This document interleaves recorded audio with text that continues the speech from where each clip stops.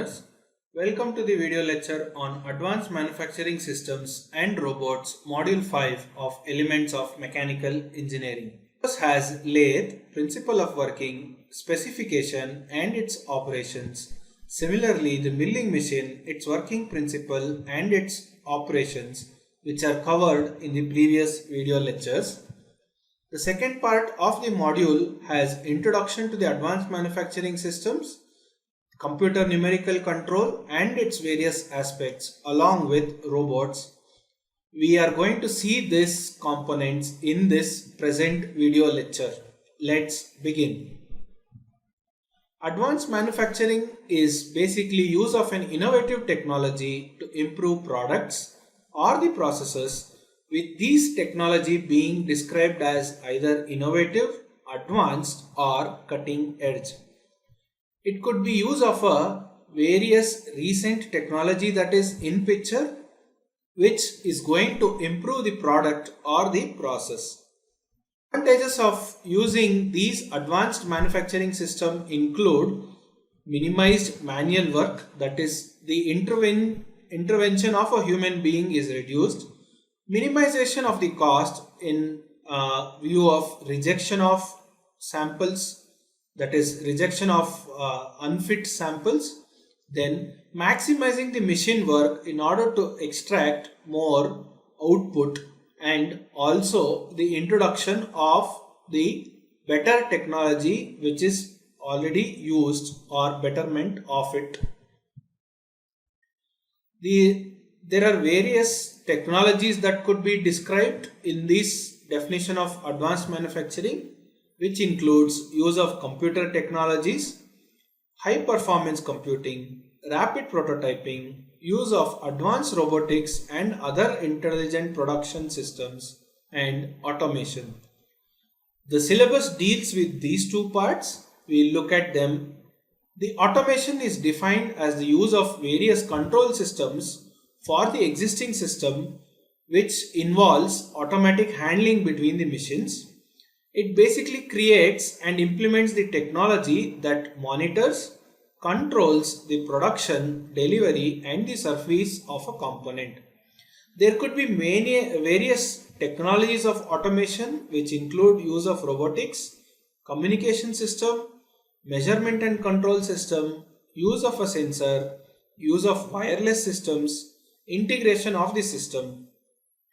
CNC is one such system integration of automation, which is abbreviated as computerized numerical control.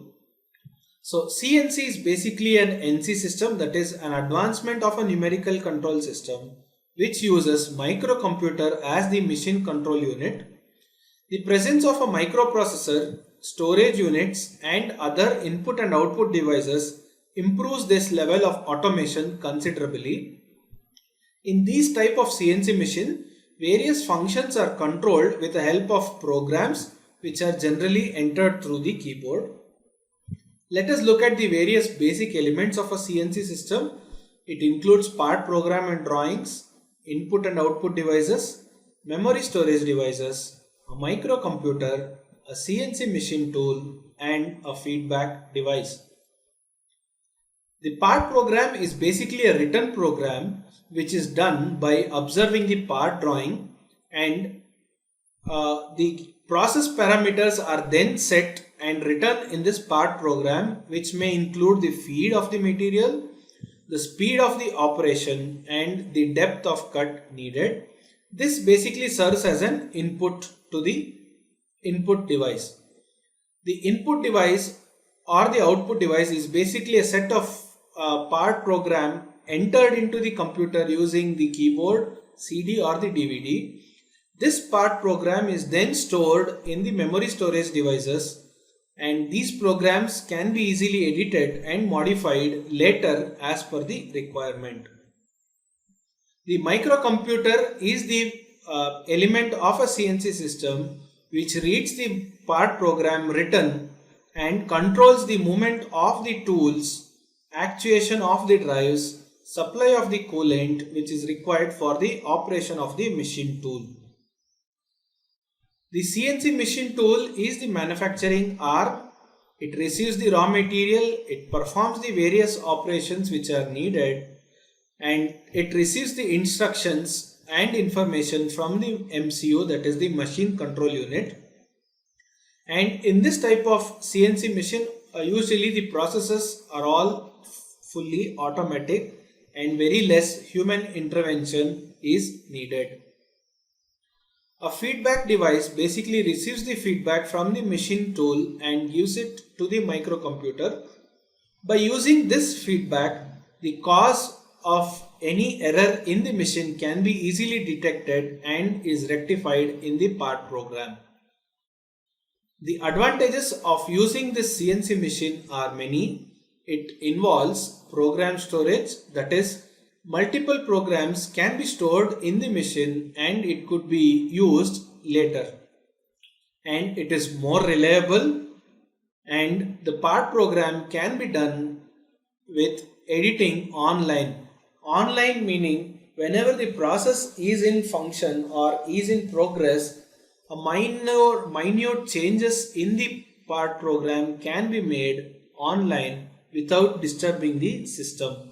And the system is also flexible, as new systems can be added at very low cost. The conversion of units are easy, and the tool compensation is also provided. Tool compensation is nothing but providing some offset for the wear of the tool, which is taken care here. A CNC machining center is simply a CNC milling machine with an automatic tool changer and an enclosure, which is a typical representation shown here.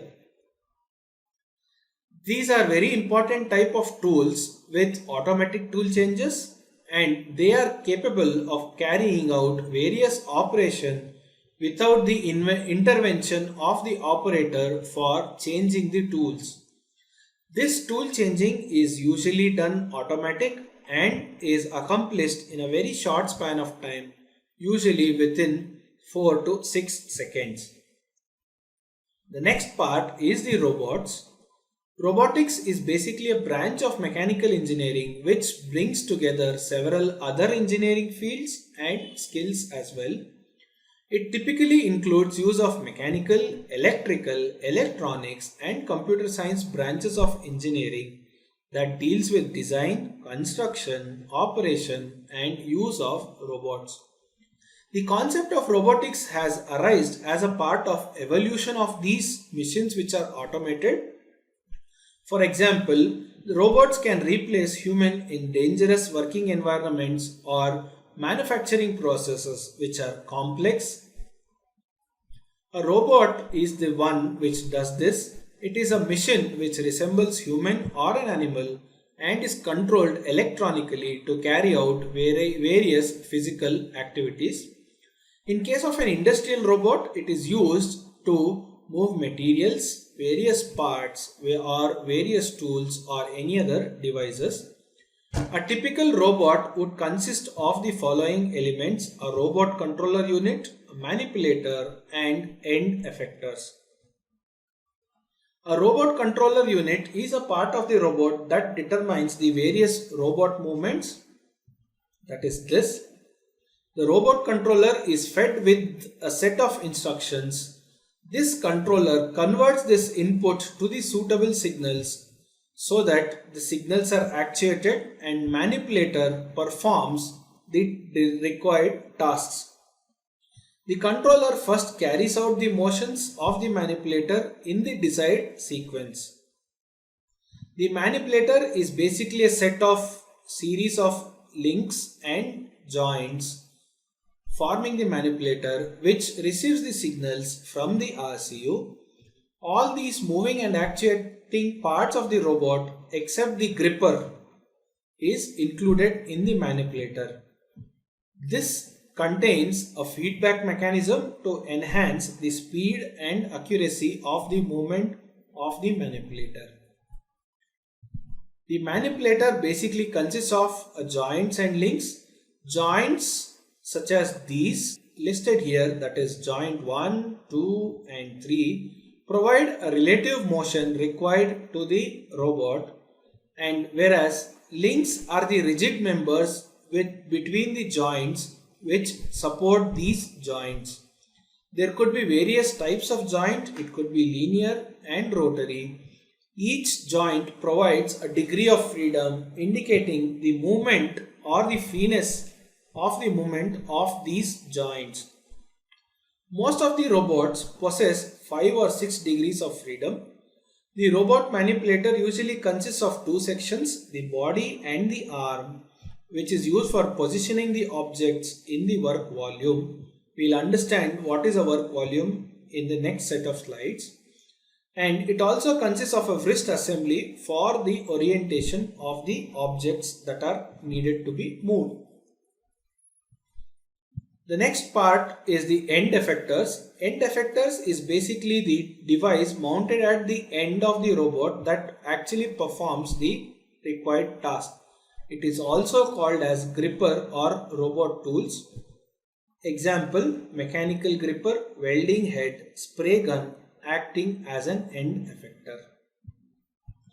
The classification of robots is classified in different configurations as follows: polar or spherical, cylindrical and Cartesian.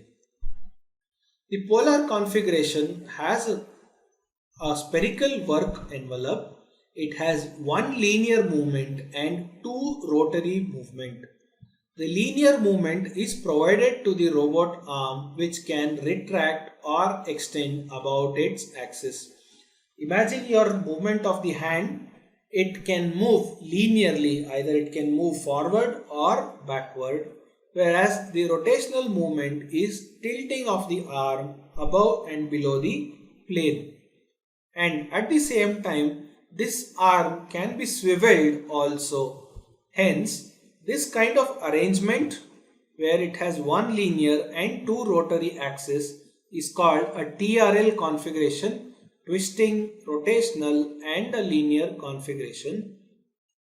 This type of configuration is usually used for welding and heavy load applications. You can use these sketches for the examination, although please take care and ensure that the 3D sketches come out very well.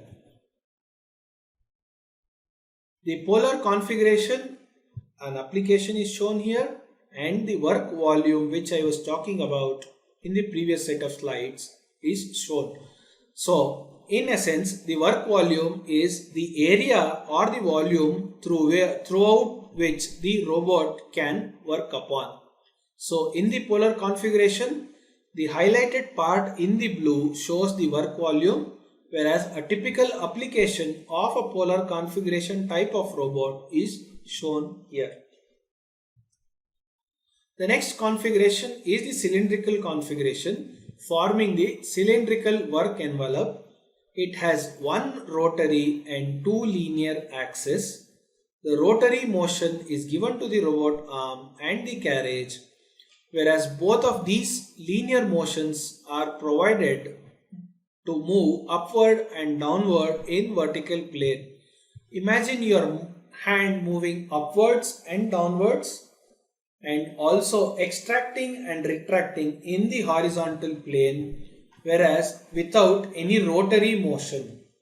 Hence, this arrangement forms a TLO, twisting, linear, orthogonal configuration. The cylindrical configuration is used typically in component loading and unloading, material handling and assembly of various components.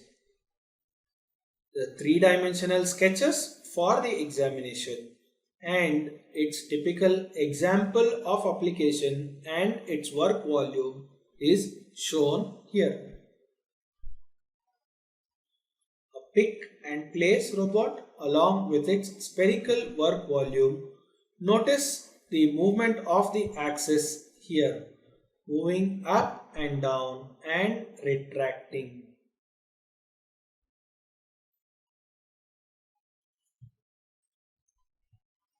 The Cartesian configuration forms a rectangular work envelope.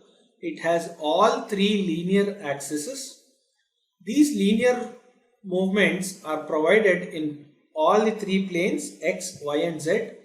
Hence, this configuration is called LOO, that is linear, orthogonal and orthogonal.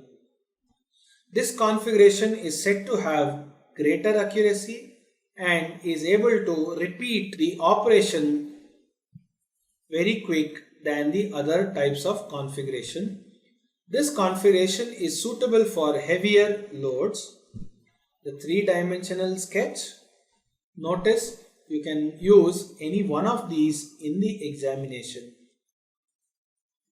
The movement and the work volume in all three axes is shown.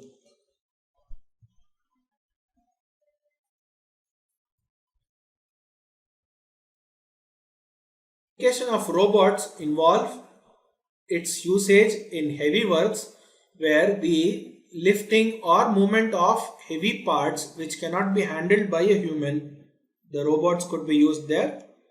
The hazardous work conditions where there could be certain conditions which are unhealthy, unsafe and uncomfortable for humans.